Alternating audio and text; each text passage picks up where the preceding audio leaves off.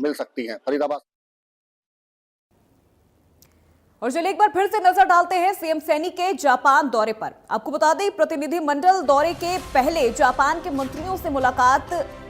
CM ने happening Haryana summit का आमंत्रण दिया है। पार्टनर कंट्री के रूप में भागीदारी के लिए यह आमंत्रण दिया गया है और निवेश के लिए माहौल और समृद्ध करना उद्देश्य है। मुख्यमंत्री नायब सिंह सैनी के नेतृत्व में जापान के दौरे पर गए उच्च स्तरीय प्रतिनिधिमंडल ने टोक्यो में जापान के वरिष्ठ मंत्रियों के साथ द्विपक्षीय चर्चाएं की हैं।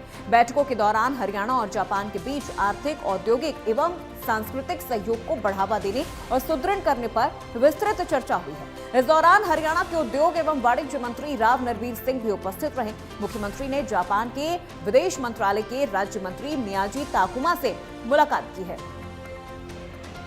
और इसी खबर पे ज्यादा जानकारी के साथ हमारे सहयोगी साहिल रुखाया हमारे साथ लाइव जुड़ चुके हैं चंडीगढ़ से। सीधे उनका रुख करते हैं। साहिल, सीएम नायब सैनी का ये जापान दौरा कई मायनों में बहुत खास है। एक तो उन्होंने औपचारिक तौर पर हैपनिंग हरियाणा समिट को लेकर एक कंट्री स्टेट के तौर पर उन्होंने आमंत्रण किया है और 17,000 युवाओं के लिए रोजगार के नए द्वार खुल रहे हैं हरियाणा में। बिल्कुल, हरियाणा का एक प्रतिनिधिमंडल जो है मुख्यमंत्री के अगुवाई में जापान पहुंचा है।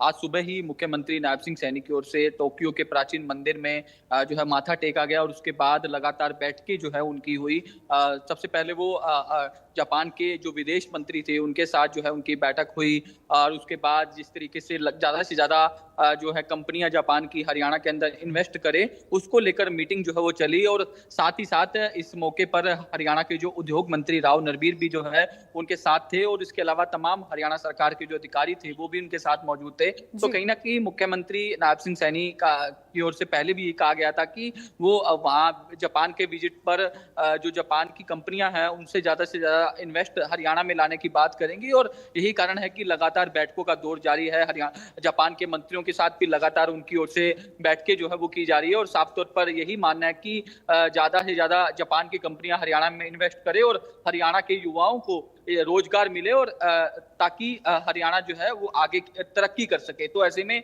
आज भी लगातार कई बैठकें जो है वो मुख्यमंत्री नायब सिंह सैनी की जापान के अंदर रहने वाली है। एक डेलीगेशन जो है वो जापान गया है जिसमें तमाम वो अधिकारी भी मौजूद है और हरियाणा के उद्योग मंत्री राव नरवीर भी जो है वो इस दौरान मौजूद है। बिल्कुल साहिल, और देखिए कई मायने यहाँ पर इन पूरे यात्रा को लेकर निकाले जा रहे हैं, खासतौर पर हरियाणा के लिए, क्योंकि अक्सर हमने देखा है कि हरियाणा में रोजगार को लेकर एक अलग ही माहौल बना रहता है और कई बार लोगों का जो पलायन है, जो खास तौर पे जो युवा है उनका पलायन रोजगार को लेकर बड़े शहरों में होता है। इसे किस तरह से देखें, अगर जापानी कंपनी इन्वेस्ट करती है हरियाणा में तो युवाओं का रुझान कितना ज्यादा बढ़ेगा और पलायन जैसी चीजें अगर हमने पहले भी देखी है हरियाणा में, उन चीजों पर कितनी लगाम लगेगी?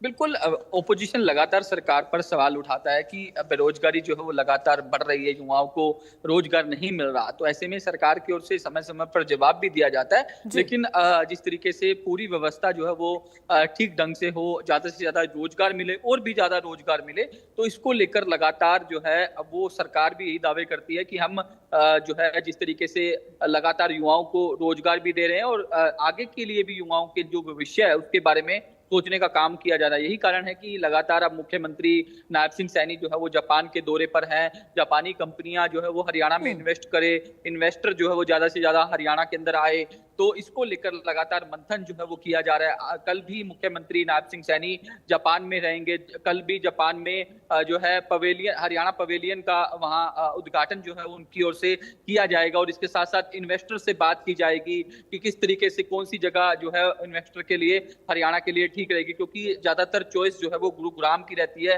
फरीदाबाद की रहती है, क्योंकि ये एनसीआर का इलाका है, दिल्ली नजदीक है।